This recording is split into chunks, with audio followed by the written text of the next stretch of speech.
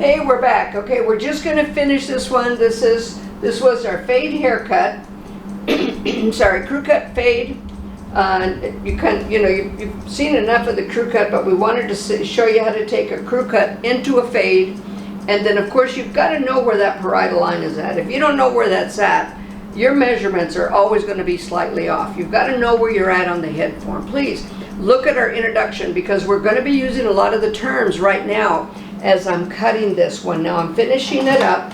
We just did it with our Oster regular clipper, using this most of the time. We told you what lanes to take it to, and how to travel up with it, how to carve out and what part of the blade to use. So do watch the intro to this, so then you can get the information. Now, a lot of the stuff we're going to do now is scissor over comb.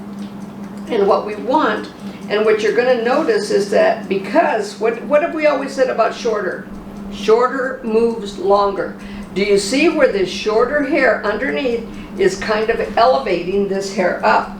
And also front to back. If you want volume, you cut it front to back. If you want it to lay down, you cut it side to side. Watch our 180 video on how to do that. Whether it's this long, or this long. Either way, you get certain results on those choices. All right, so I'm just going to wet this, and I'm going to pop it up as I wet it. So this is a real punked out look. And there are guys out there, some girls out there that like this look. Now you notice that because I cut it front to back, here, as I trimmed the front. Now this is amazing, because as I trimmed the front, I trimmed it side to side, and watch that lay right back down again, trying to fight me on it. So the principle is the same. It doesn't change. So I'm going to take this, I'm going to wet it. Now that I've got it wet, I'm going to show you how that was subsectioned out. Did it stop spraying? Okay. I'm going to show you how this top part, do you see that square?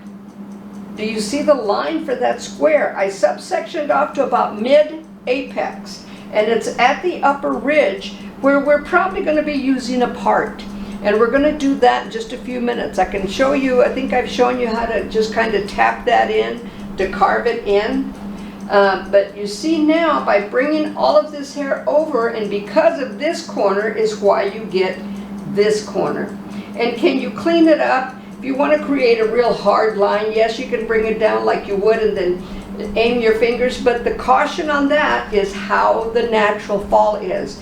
So my preference, as opposed to you picking it up with your fingers, if you want to create a real solid line, then use your comb. Don't use your fingers. Your fingers are going to create a certain stress area. Now I'm going to bring it down, and I'm just going to use my comb. That's dry, so I'm using my clipper on this dry hair. And then I want to be very careful, because I want that corner to stay. I don't want to lose my corner. There, so I've gotten rid of some of those lines. But one thing I want you to notice in taking it off, now we've got a solid line, and I prefer the other line better. I prefer it to be just a little softer. Again, it's personal preference. Now this is going to now create a little bit of work. So I'm going to wet it down a bit in looking at it, because I'm thinking, wow, I don't really like that hard line in there. And see, your client's going to say the same thing. Can you fix that? I don't really like that. So you're going to pick it up, and you're going to take it. You want to leave your corner, all right? Take it to the center, and then if you over direct it like that, that's called over directing, it softens that line a bit. I'm going to subsection off a vertical line here again, taking it, over directing it. But do you see why we don't use, we don't cut it at this area here? You bring it back, and you end up with a really nice natural fall and a pretty sharp corner at the same time. So what I'm going to do is I'm going to pull that back a bit, get rid of that little tail there. And see, that comes down to experience. How do you know what to do? It comes down to experience. It comes down to sometimes oopsies. Darn it, I wish I had done that to you, but you did.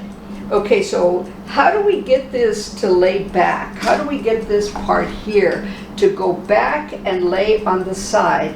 That goes back to, again, the natural growth of the hair. But I'm going to get my texture shear, and again, the comb of the shear. This is called the comb of the texture shear. I'm going to direct it so that the comb of the texture shear is going back, and I'm going to subsection it on the interior. I don't want to take it to the perimeter line. The interior will work. So I'm going to just section out a section there. Now see, that's going in that direction. 1, 2. All right, that's all I did. Well, it's like a miracle. It just kind of goes back. Now, if you think, if it keeps coming forward like that's trying to, just one. Give it just one. Shorter moves longer.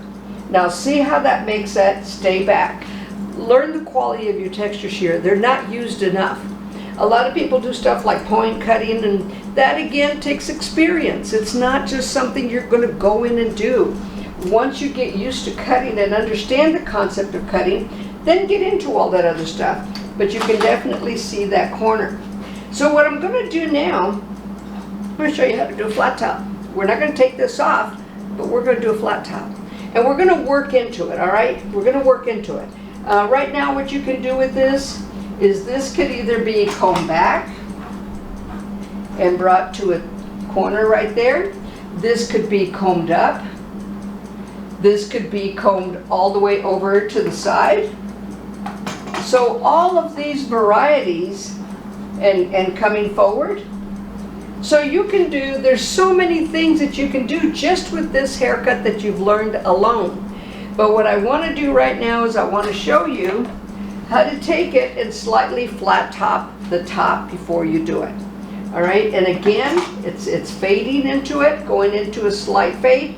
I'm only going to travel up. Now remember, on a normal person, this is the vertex. At the vertex is where you have your cowlicks. How extreme those cowlicks are going to be so many variables on what decisions you're going to make for that haircut. Let's do something here. I'm going to show you something. Let's say, and can you see how it splits right there, kind of, it's splitting? I mean, I highlighted it so you can kind of see the little highlights a little bit, but see, it's splitting right there. So a cowlick is going to cause splitting like that. It's splitting out. I don't want it to split out, I want it to go in. So I'm going to take my texture shear, I'm going to pick this up right here, 1. I don't even have to comb it. It starts going away. Now I'm going to go on the other side because see, that's already moving into the direction I wanted to. Now the texture shear is going to be facing the other way. Just 1. Didn't even have to do anything. It landed. It landed in the way I wanted it to. It is no longer splitting. So the only thing is if they have like a flat cowlick that just says, I am going this way no matter what you say. Those are major determining factors, and hopefully we can get models to come in that have that and then do those models so we can show you. Remember, all of mine is teaching. Now my mirror was dirty, for God's sake. We did clean it, all right? So this is about teaching. I don't want to impress you. So many factors that are done with the videos and stuff are for experienced people. I want to teach you the basics. Like I said, when I do start teaching you how to foil weave, you're going to foil weave with water. You're not going to use gel, you're not going to use conditioner, and you're definitely not going to use lightener. If you can't do it with water on dry hair, you can't do it. You're going to struggle. I don't want you to struggle, I want you to get it. All right, so I'm going to also show you perm wrapping, all that stuff, because I got to do it for my students anyway, so we figured, you know what, put it in. All right, so what I'm going to do, I'm taking it, and again, we're not taking off anything beyond we're right at the apex. You can see that longer hair right there. You can see the shorter hair right here. In all those little areas, you can see that. You can see how this will go over, and it will. We only texturize this area here. This wants to lay down, surprisingly enough. Why? Because we cut it side to side. So it's trying to come down on us. Remember, that's a hard line, so it draws it down. The rest of it was cut front to back. At the top creates, even though it's a good line for the longer hair, there's so many things that I've taught you guys and I keep wanting to go back to it. But let's just focus on this cut. So we know that we're going to take it right to the apex, the center apex. Everything is going to travel to that. And when that travels to it, what ends up happening is the hair at the parietal area becomes your guide. You're going to direct it up there. The comb is going to be held perfectly straight. I'm going to turn this mannequin around so you can see everything that I'm doing. Can we see it okay, cameraman? Okay, I'm going to turn it around so you can see what we're doing. Now, I see my guide here. So the comb is held perfectly straight to the apex. And I'm just going to cut it straight across. And is it being cut front to back? Do you see that stand up by itself? Because I'm cutting it front to back. All right? I may go ahead and pick this up right here and give it a little snip front to back. See what it does, see if it makes a difference at all. All right, so now I'm taking that to the upper ridge at the parietal line, just slightly above the vertex. Again, holding the comb perfectly straight, only taking that off. So it's combing in, combing up, combing in. Got a little bit of hair on my nose. All right, so now I'm still not doing anything with that. We have this side here along the parietal line.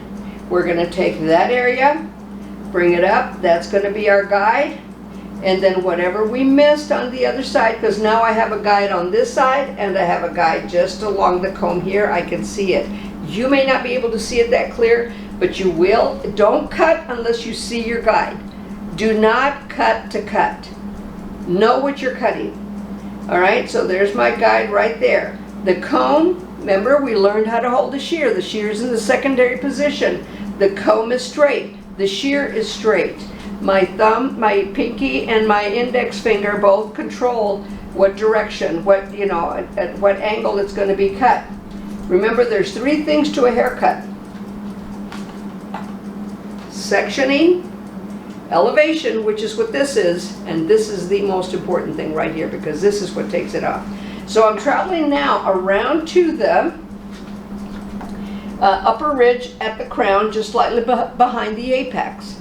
Remember, if you don't know these terms, that's what's going to help you get this. Know where you're at so that we're both speaking the same language. Because if I tell you, okay, pick it up like this, and then comb it over here, and then cut it like that, what have you gained? You've gained nothing. I want you to gain information. I want you to learn how to do this. Okay, like I said, we're here to teach, not impress. We're not perfect. It's kind of messy, and just watch what we're doing, all right? Just get the information. All right, so I'm going to take this now. Again, I can see my guide. I can see my guide on the other side. Take that straight across. This is at a slight angle, not necessarily front to back, isn't it? But you can see that that is standing up by itself. I can shake it, it stands up. Keep shaking it, it stands up. So I can scatter it, it stands up.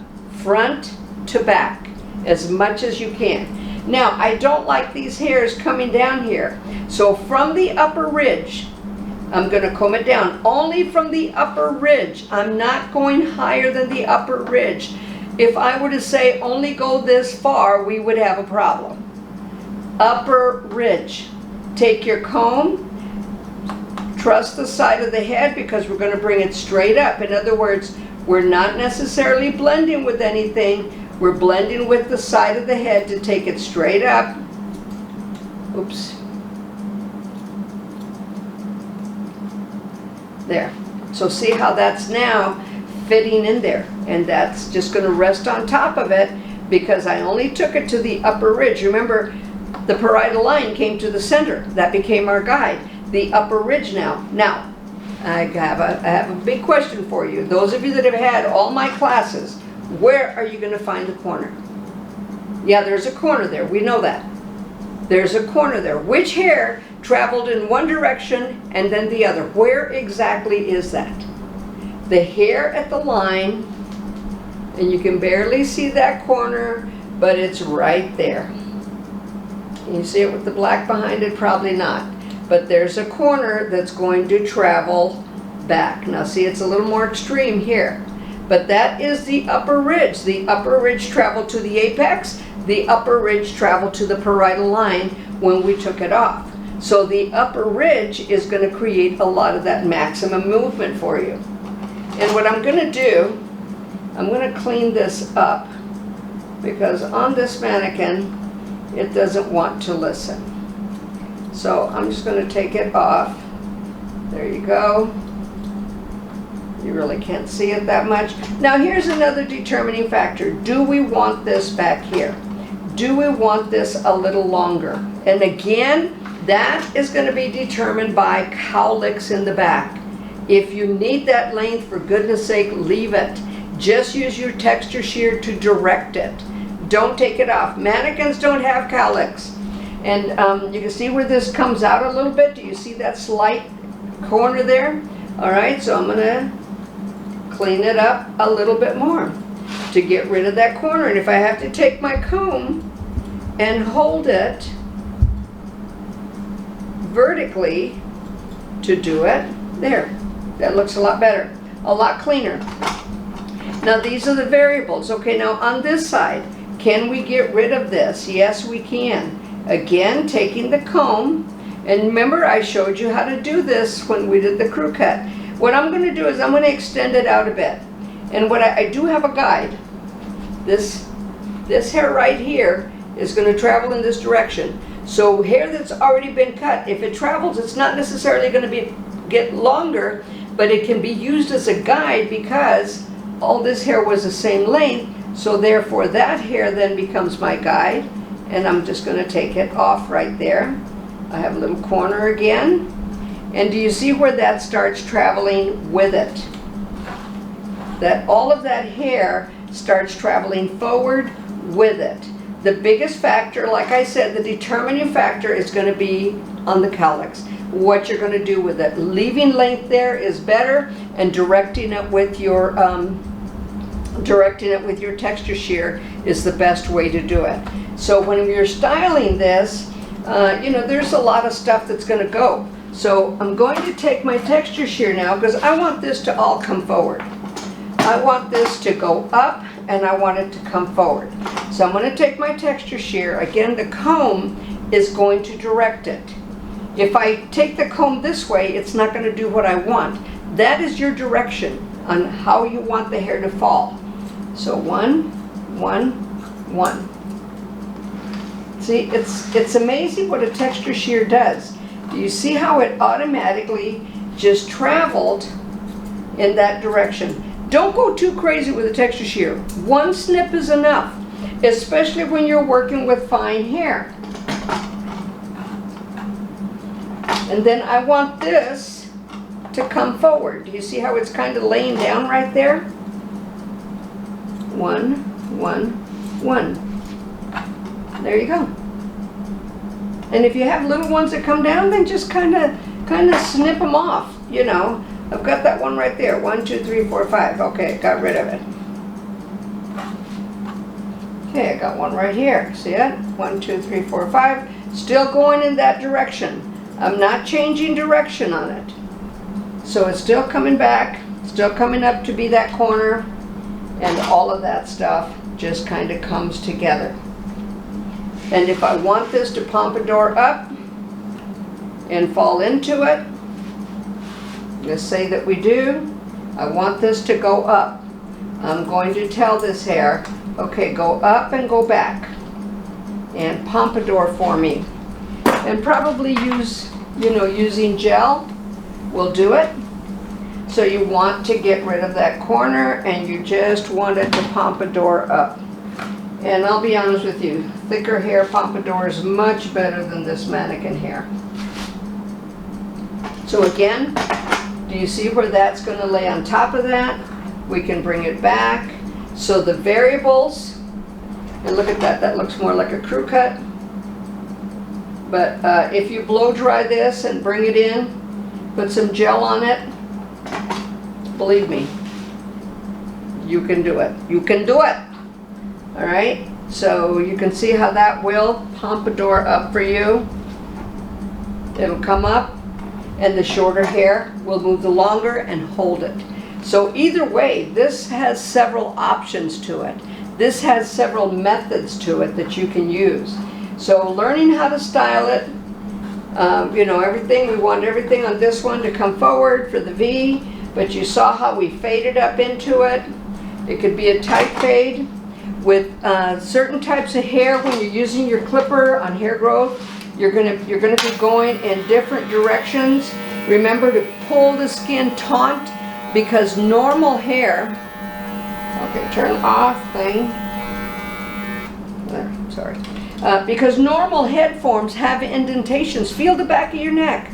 You'll feel those little indentations. Sometimes when you see somebody with a fade, you'll see some little dark spots in there. Now I can't, now, and this is where it's so important that you have a mirror. Because see, like me standing here, if you see dark spots, I can't see them. The hair's just kind of sticking out. See, but I have a feeling there's a dark spot right here just by looking at the way the hair grows. That's when you would go in.